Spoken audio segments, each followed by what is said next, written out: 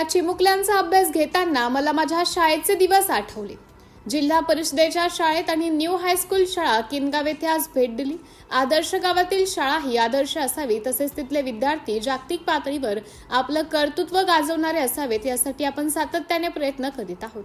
त्या अनुषंगाने जिल्हा परिषद शाळेतील विद्यार्थ्यांना पुरस्कार प्राप्त जागतिक दर्जाची शाळा जालिंदर नगर शाळेला भेट देऊन घडवून आणली होती।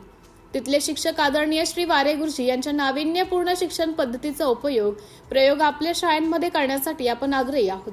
त्यासाठी प्रशिक्षण पुस्तिकेचे कार्य देखील लवकरच पूर्ण होत आहे। व्यक्तिगतरित्या मुलांना भेटून त्यांच्यातील उत्सुकता, शिक्षणाची आवड जाणून घेत त्यांच्याशी केलेली चर्चा नेहमीच महत्त्वपूर्ण ठरते। या शाळेतील विद्यार्थ्यांबरोबर संवाद साधून त्यांचा अभ्यास घेण्याची एक सुवर्ण संधी प्राप्त झाली।